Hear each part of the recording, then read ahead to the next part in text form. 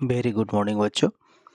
आज हम कक्षा 9 की आलोक भाग 1 जो पुस्तक है इसकी जो 10 नंबर पाठ है, पाठ 10 दोहा शतक जो कि बिहारी लाल द्वारा लिखा गया है, इसके बारे में हम चर्चा करेंगे। साथ ही इससे संबंधित जो भी प्रश्न आपके अभ्यास में दिए गए हैं, आपकी किताब में दिए गई है, उन सब के बारे में हम आलोचना करेंगे और सभी प्रश्नों को हम हल करते जाएंगे।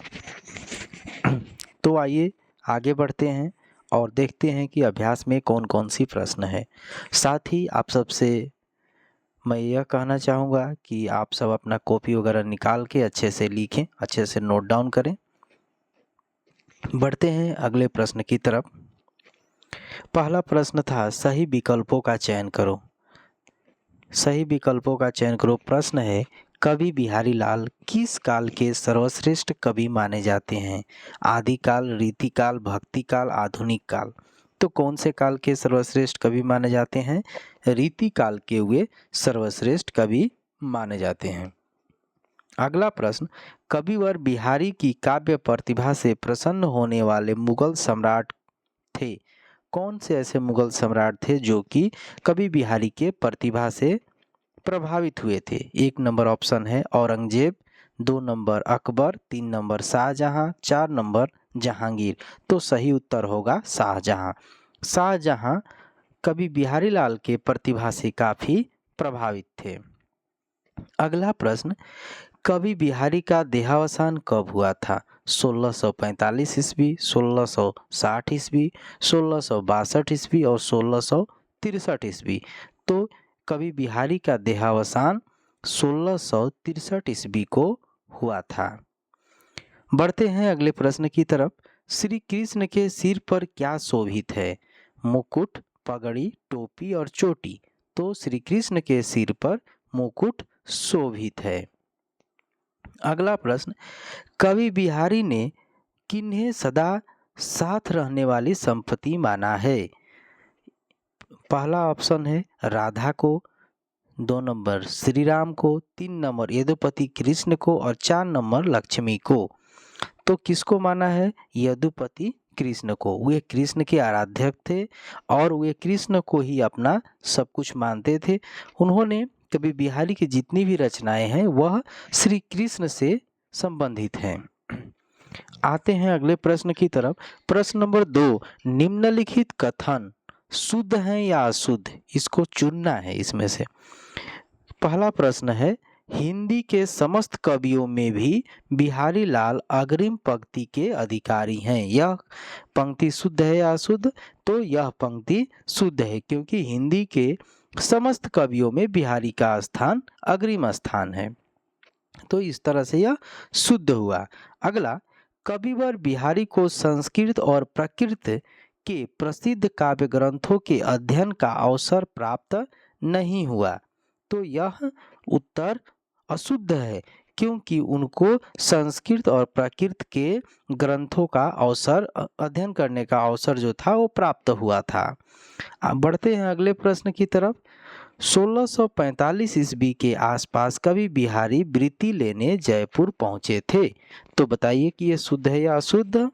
तो यह शुद्ध है क्योंकि 1645 ईस्वी के आसपास ही बिहारी लाल जी वृत्ति लेने के लिए जयपुर गए थे। अगला प्रश्न कवि बिहारी के अनुसार ओछा व्यक्ति भी बड़ा बन सकता है। कवि बिहारी मानते हैं कि यह ओछा व्यक्ति भी बड़ा बन सकता है। यह कथन बिल्कुल ही शुद्ध है। अगला प्रश्न कवि बिहारी का कहना है कि दुर्दशाग्रस्त होने पर भी धन का संचय करते रहना कोई नीति नहीं है। यह कथन बिल्कुल ही अशुद्ध है क्योंकि दुर्दशाग्रस्त होने पर हमें धन का संचय करने का कोई मतलब नहीं बनता है। बढ़ते हैं अगले प्रश्नों की तरफ। तो ये पूर्ण वाक्य में हमें यहाँ पे उत्तर देना है। पहला प्रश्न है कवि बिहारी ने मुख्य रूप से कैसे दोहों की रचना की है? तो इसका उत्तर होगा कवि बिहारी ने मुख्य रूप से प्रेम, श्रृंगार, भक्ति और नीति विषयक दोहों की रचना की है। अगला प्रश्न, कवि बिहारी किनके आग्रह पर जयपुर में ही रुक गए? तो कवि बिहारी महाराज जय सिंह और चौहानवी रानी की आग्रह पर बिहारी जी जयपुर में ही रुक गए। कवि बिहारी की ख्याति का एकमात्र आधार ग्रंथ किस नाम से प्रसिद्ध है? कवि बिहारी की ख्याति का एकमात्र आधार ग्रंथ सतसई ग्रंथ के नाम से प्रसिद्ध है। यह काफ़ी इम्पोर्टेंट प्रश्न है और यह बार बार परीक्षा में आते रहता है कि कवि बिहारी का ख्याति या प्रसिद्ध नाम कौन सी ग्रंथ है, तो हम लिखेंगे बिहारी सतसई। अगला प्रश्न, किसमें किससे 100 गुनी अधिक मादकता होती है? किसमें किससे 100 गुनी अधिक मादकता होती है? तो बिहारी लाल जी के दोहे में वर्णित भक्ति के मादकता सोना और धतूरा से अधिक होती है। कवि बिहारी लाल जी बताते हैं कि सोने की मादकता और धतूरा यानी कि भांग की जो मादकता है, नशा, मादकता का अर्थ है नशा, अधिक होता है। अर्थात कोई धतूरा यानी भांग खाकर कोई नशे में हो जाता है और कोई सोना अगर अधिक पा जाए तो वह भी खुशी के मारे नशे में हो जाता है। बढ़ते हैं अगले प्रश्न की तरफ। कवि ने गोपीनाथ कृष्ण से क्या क्या न गिनने की प्रार्थना की है? तो कवि गोपीनाथ कृष्ण से गुण और अवगुण न गिनने की प्रार्थना किए हैं। बढ़ते हैं अगले प्रश्न की तरफ। अति संक्षेप में उत्तर दो लगभग 25 शब्दों में। पहला प्रश्न, किस परिस्थिति में कविवर बिहारी काव्य रचना के लिए जयपुर में ही रुक गए? कौन सी काव्य रचना के लिए वे जयपुर में रुके थे? उत्तर है, बिहारी का संपर्क मुगल साम्राज्य के अधीनस्थ अन्य राजाओं से भी हुआ। कई राज्यों से उनको वृत्ति मिलने लगी। 1645 ईस्वी के आसपास वे वृत्ति लेने जयपुर पहुंचे थे। वहां के महाराजा जय सिंह और चौहानवी रानी के आग्रह पर कवि बिहारी जयपुर में ही रुक गए तथा प्रत्येक दोहे के लिए एक असरफी की शर्त पर काव्य रचना करने लगे। वे वहाँ पे जाकर महाराज जय सिंह जो थे और चौहानवी रानी जो थी, उन दोनों की आग्रह पर वहाँ रुकते हैं और उनका यह शर्त होता है कि मैं जितनी दोहों की रचना करूँगा उतनी असरफियाँ आप सबसे लूँगा। यही उनकी शर्त होती है। अगला प्रश्न, यही बानक मोह मन बसै सदा बिहारी लाल, इसका भाव क्या है? यह प्रश्न थोड़ा सा इम्पोर्टेंट हो जाता है। यह कभी कभी एग्जाम में कई बार पूछता भी है, काफ़ी इम्पोर्टेंट की दृष्टि से इसे आप लोग रखिएगा। तो इसका उत्तर होगा, यही बानक मोह मन बसै सदा बिहारी लाल, तत्कालीन दरबारी भाषा फारसी में भी अधिकार प्राप्त करके वे अपनी एक फारसी रचना के साथ कला प्रिय मुगल बादशाह शाहजहां से मिले थे। बिहारी लाल पहली बार जब अपनी रचना के साथ वो किससे मिले? शाहजहां बादशाह से मिले। बिहारी की काव्य प्रतिभा से सम्राट बड़े ही प्रसन्न हुए और उनके कृपा पात्र बने। तब तो कवि बिहारी का संपर्क मुगल साम्राज्य के अधीनस्थ अन्य राजाओं से भी हुआ। कई राज्यों से उनको वृत्ति मिलने लगी और इसी वाक्य के संपर्क में कवि कहते हैं कि यही बानक मोह बसे सदा बिहारी लाल। वे कृष्ण से कहते हैं कि कृष्ण का जो स्वरूप है वह उनके मन में सदा सदा के लिए विराजमान रहता है। ग ज्यों ज्यों बूढ़े श्याम रंग त्यों त्यों उज्जवल होय का आशय बताइए। ज्यों ज्यों बूढ़े श्याम रंग त्यों त्यों उज्जवल होय का आशय यह है कि कृष्ण की लीला देखकर हर कोई का मन प्रसन्न हो जाता है, बल्कि उनकी खुद की माँ भी अनेक छोटे छोटे नन्हे से हाथों से जब मक्खन खाकर वह पीछे छिपा लेते हैं तो उनकी माँ मग्न-मुग्ध हो जाती हैं। कवि बिहारी लाल जी यह भी कहते हैं कि कृष्ण का रंग काला है, लेकिन उनकी भक्ति में इतना यश है कि जो इसमें रम जाता है उसका जीवन उज्जवल हो जाता है। अर्थात कवि बताते हैं कि कृष्ण का रंग काला होने के बावजूद भी जो उनके प्रेम में लीन हो जाता है, जो उनके भक्ति में लीन हो जाता है, वह जीवन में उज्जवल हो जाता है, अर्थात मोक्ष की प्राप्ति करता है। घ आटे पर पानन हरै, काटय लय लगी पाय के जरिए कवि क्या कहना चाहते हैं? कवि बिहारी लाल इस पंक्ति के माध्यम से यह कहना चाहते हैं कि नम्रता दिखाने वाले दुष्ट व्यक्ति पर कभी भी विश्वास नहीं करना चाहिए। वह समय आने पर अपना रंग बदल देता है और हमें दुख पहुंचाता है।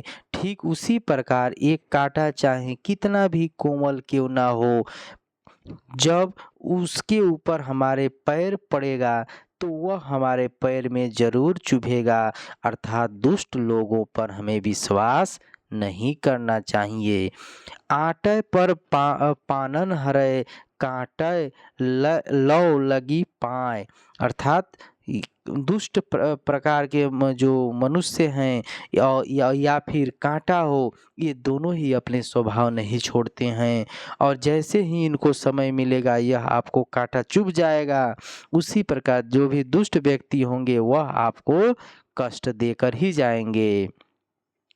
अगला प्रश्न, मन कांचय नाचय व्यथा, साचय राचय राम का तात्पर्य बताइए। प्रस्तुत दोहे में कवि बिहारी लाल कहते हैं कि बाहरी दिखावा, पाखंड, ये सब सारे व्यर्थ हैं।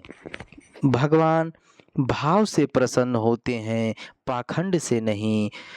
जप करना, माला पहनना, छाप और तिलक लगाना, इन सब में पाखंडों से ईश्वर प्राप्त नहीं होते। अर्थात ईश्वर को अगर हमें प्राप्त करना है तो उन्हें सच्ची श्रद्धा, सच्ची निष्ठा और सच्चे मन से उनका ध्यान करना चाहिए, तभी हमें ईश्वर की प्राप्ति हो सकती है।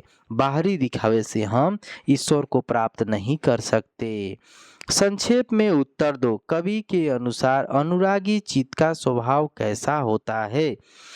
कवि के अनुसार अनुरागी चित्त का स्वभाव इस तरह का है, जो ईश्वर की भक्ति में पूरी तरह डूब चुका हो। वह सिर्फ ईश्वर की भक्ति में रमा रहता है तथा उसे बाहरी दुनिया से कोई मतलब नहीं होता।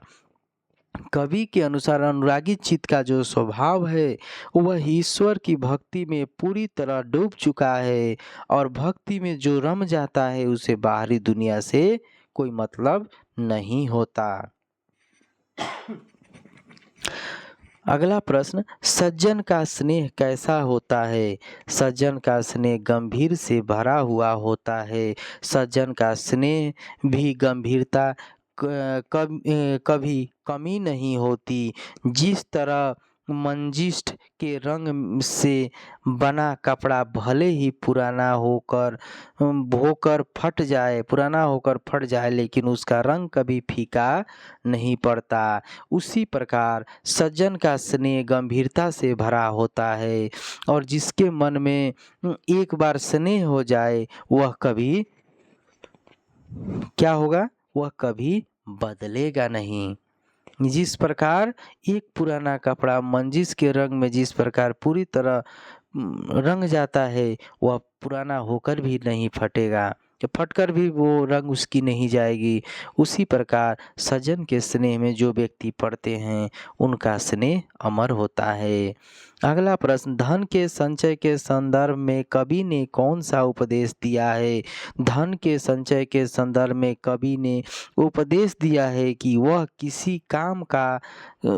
धन किस काम का जो विपत्ति के समय काम ना आए, अर्थात धन संचय करना चाहिए। लेकिन ऐसे बहुत से लोग हैं जो अपने बुरे परिस्थितियों या दुर्दशाग्रस्त होने पर भी धन का प्रयोग नहीं करते यहाँ तक कि वे बेकार पड़े धन को मदद के लिए दूसरों को भी नहीं देते।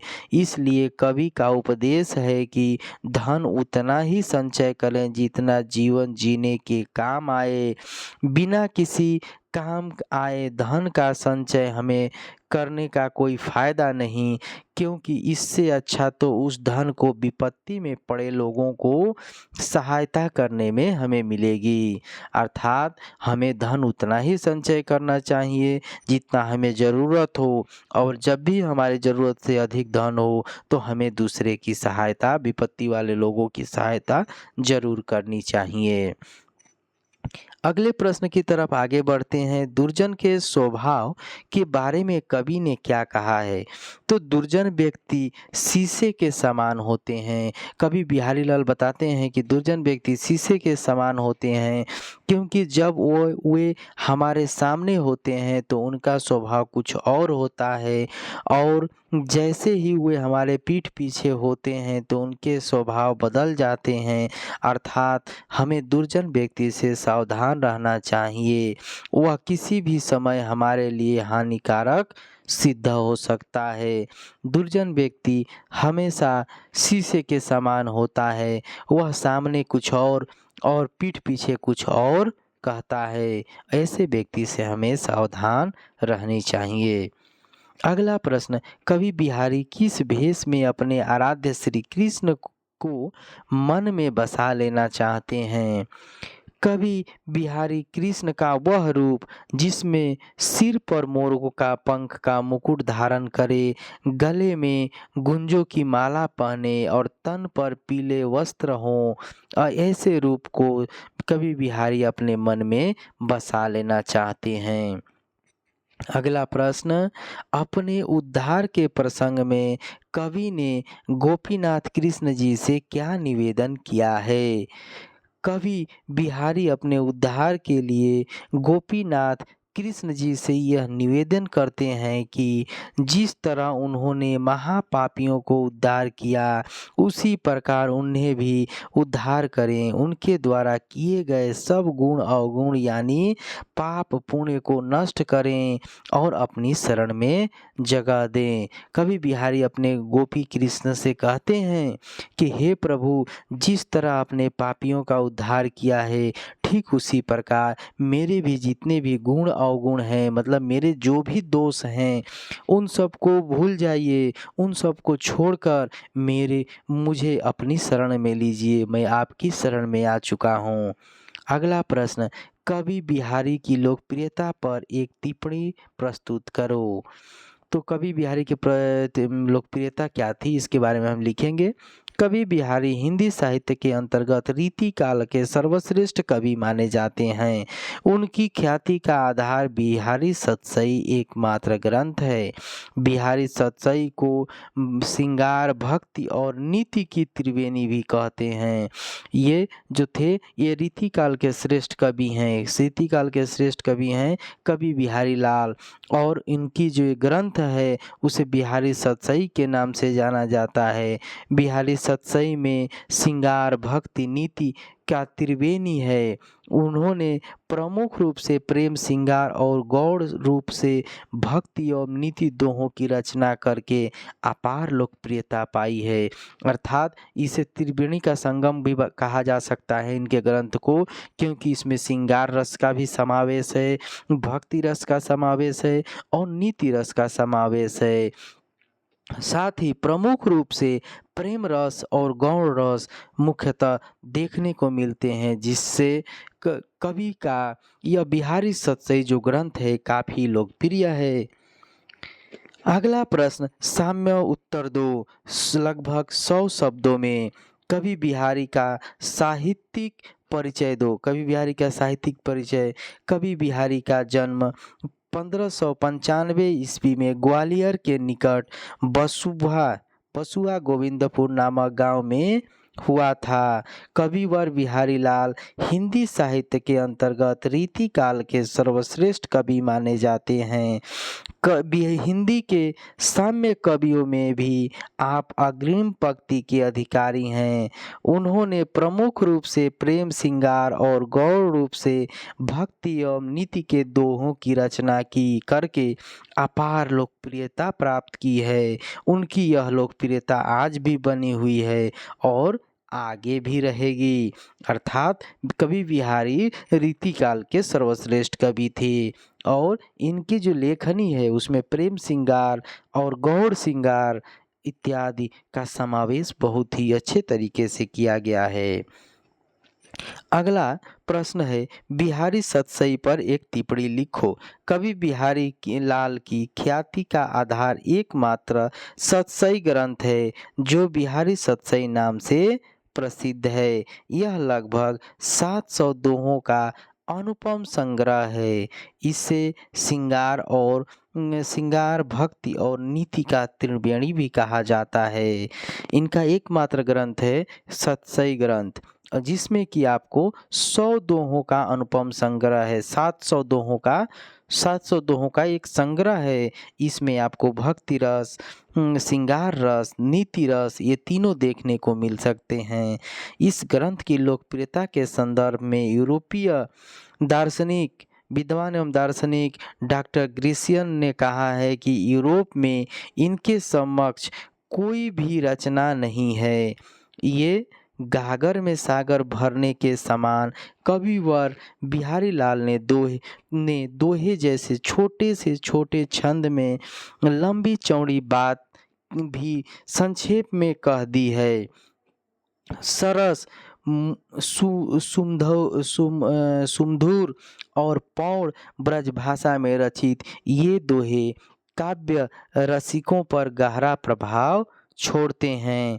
ये अपने दोहे में छोटे छोटे दोहों में काफ़ी गहरी बात लिखे हैं। इस तरह इनके दोहों को गागर में सागर भरना कहते हैं, मान सकते हैं या कह सकते हैं। कवि बिहारी ने अपने भक्तिपरक दोहे के माध्यम से क्या कहा है, पठित दोहे के आधार पर स्पष्ट करिए। कवि श्री कृष्ण के सुंदर स्वरूप का वर्णन करते हुए कवि कहते हैं कि माथे पर मुकुट, पीली धोती और हाथों में बांसुरी पकड़े इस मोहक मूर्ति को अपने हृदय में बसा लेना चाहते हैं। मनुष्य कितना भी धन संग्रह करे पर विपत में दुख दूर करने वाली यद्यपि की ही श्रेष्ठ संपत्ति हैं। अर्थात जब भी विपत्ति पड़ेगा तो उस समय हमें श्री कृष्ण ही उबारेंगे। अर्थात शरीर पर गेरुआ वस्त्र पहनकर, तिलक माथे पर लगाकर, माला जपने से कोई साधु नहीं होता। अर्थात हमें कृष्ण की भक्ति से हम अपने आप को इस भवसागर से पार कर सकते हैं। पठित दोहे के आधार पर बताओ कि कवि बिहारी के नीतिपरक दोहों का प्रतिपाद क्या है। सज्जन आदमी का भगवत प्रेम गंभीर होता है, वह कभी भी निष्प्रम नहीं हो सकता। जैसे रजनी वस्त्रखंड कभी निष्प्रभ नहीं होता। और वह यह भी उपदेश देते हैं कि मित्र और दुर्दशाग्रस्त के लिए खर्च करने के बाद जो बचता है उसे ही हमें संचय करना चाहिए। तो इस प्रकार जितने भी प्रश्न थे इसकी आलोचना हमने की है। अब अगले प्रश्न की तरफ आगे बढ़ते हैं और अगला प्रश्न है, सप्रसंग व्याख्या करो। कोरिक संग्रहो डैश विपत्ति विदाहरण हार। तो प्रस्तुत पंक्ति हम इसे संदर्भ प्रसंग लिखेंगे। प्रस्तुत पंक्ति हमारी पाठ्य पुस्तक आलोक भाग 1 के अंतर्गत कवि बिहारी लाल द्वारा रचित कविता शीर्षक दोहा शतक से लिया गया है। और संदर्भ में हम लिखेंगे, प्रस्तुत दोहे के माध्यम से कवि ने अपना समस्त संपत्ति कृष्ण को ही माना है।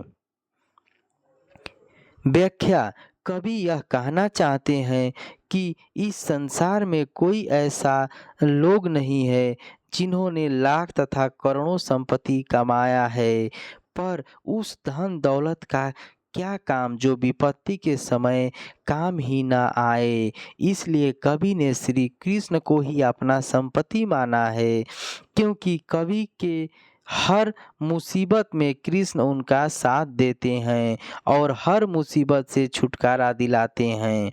इसलिए उन्हें धन दौलत से कोई मतलब नहीं है। उनकी संपत्ति विपत्ति का नाश करने वाले ही श्री कृष्ण से ही होती है। अर्थात जब भी वे किसी विपत्ति में होंगे तो श्री कृष्ण उन्हें उबार देंगे।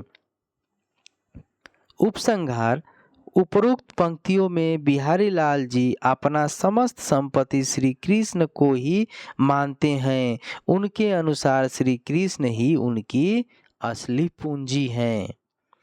अब बढ़ते हैं अगले प्रश्न की तरफ। जयमाला छाय तिलक डैश साचे राचे राम। तो यह प्रसंग हम लिखेंगे। प्रस्तुत पंक्ति हमारी हिंदी पाठ्य पुस्तक आलोक भाग 1 के अंतर्गत कवि बिहारी लाल द्वारा रचित कविता शीर्षक दोहा शतक से लिया गया है। संदर्भ: इस दोहे के माध्यम से भक्ति किस प्रकार होनी चाहिए इसका वर्णन है। व्याख्या: प्रस्तुत दोहे के माध्यम से कवि यह कहना चाहते हैं कि वह भक्ति किस काम का जो दिखावेपन से किया जाए। ऐसे कई व्यक्ति हैं जो हाथ में माला, जब माथे में तिलक लगाकर अपने को भगवान का भक्त बताकर दिखावा करते हैं। कवि ने इस प्रकार की भक्ति को बेकार माना है। जिस भक्ति में सच्चे मन से ईश्वर की भक्ति हो, जिसमें निस्वार्थ की भावना होती हो, वही सच्ची भक्ति कहलाता है।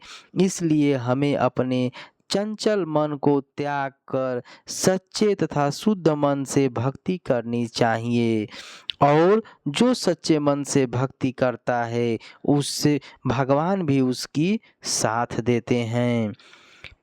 उपसंहार हम लिखेंगे। प्रस्तुत उपरोक्त पंक्तियों के माध्यम से भक्ति किस प्रकार होनी चाहिए इसका वर्णन किया गया है। अगला प्रश्न की तरफ आगे बढ़ते हैं। अगला व्याख्या है, यह बहुत ही इम्पोर्टेंट व्याख्या इसे हम मान सकते हैं कि कनक कनकते सौगुनी मादकता अधिकार, कोई पाए बौराए ही कोई खाए बौराए।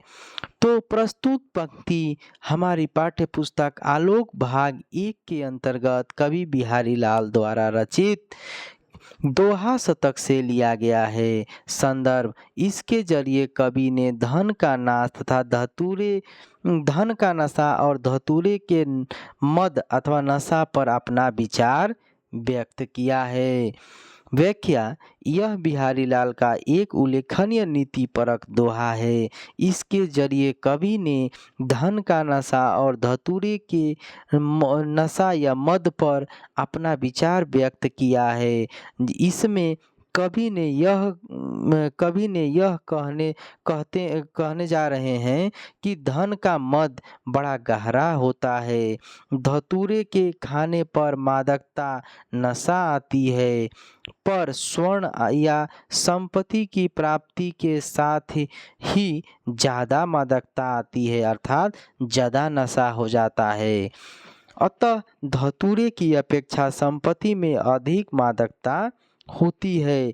कवि बताते हैं कि धन का मद बड़ा गहरा होता है। धतूरे के खाने पर मादकता आती है, पर स्वर्ण या संपत्ति की प्राप्ति के साथ ही ज़्यादा मादकता आती है। अतः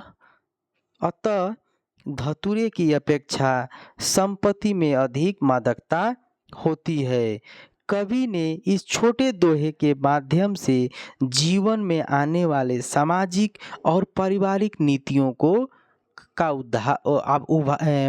उभार दिया है, वो नीतियाँ जो आएंगी हमारे जीवन में उन सब के बारे में वर्णन किया है या उभारा है।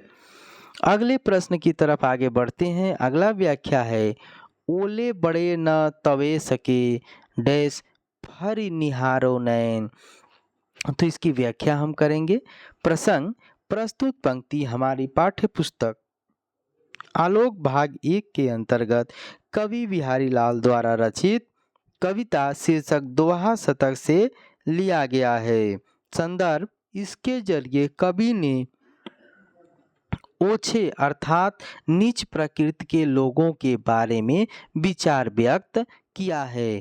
इसमें कवि ने नीच व्यक्ति को उपहास किया है। कवि का कहना है कि जो ओछे होते हैं अर्थात नीच प्रकृति का होता है वे बड़े नहीं बन सकते। लाख प्रयत्न के बावजूद आकाश की सीमा का विस्तार नहीं किया जा सकता। हम चाहे अपनी आँखों को जितना फैला लें पर उससे आँखों की दीर्घता बढ़ नहीं सकती। उपसंहार, उपरोक्त पंक्तियों के माध्यम से कवि ने ओछे अर्थात नीच प्रकृति के जो मनुष्य हैं, लोग हैं, उनके बारे में अपना विचार व्यक्त किया है। यहाँ तक जितने भी पाठ के संबंधित प्रश्न थे और व्याख्या थी उसकी हमने आलोचना की, उसकी हमने जितने भी प्रश्न थे सबका हल किया। अब आते हैं इस पाठ में जो भी प्रश्न दिए गए हैं, भाषा एवं व्याकरण। व्याकरण से कुछ प्रश्न आपको इस पाठ में देखने को मिल जाएंगे। तो व्याकरण के क्या क्या प्रश्न हैं जो कि आपके एग्जाम के लिए इम्पोर्टेंट बनते हैं। तो संधि विच्छेद करो, देहावसान, लोकोक्ति, उन्मल, उज्ज्वल और संसाधन दुर्जन। तो देहावसान का होगा देह दर अवसान, लोकोक्ति का होगा लोक धन उक्ति, उज्ज्वल उत धन ज्वल, सज्जन सत धन जल, दुर्जन दूर धन जन। विलोम शब्द लिखो। इसमें से विलोम शब्द भी आपके आते हैं परीक्षा में। यहाँ पे दिया है अनुराग, अनुराग का होगा विराग, पाप का होगा पुण्य, गुण का होगा दोष, प्रेम का होगा हिंसा, मित्र का होगा शत्रु, गगन का होगा पाताल और श्रेष्ठ का होगा सामान्य। इस तरह से आपके विलोम शब्द हो गए। अगले प्रश्न की तरफ आगे बढ़ते हैं।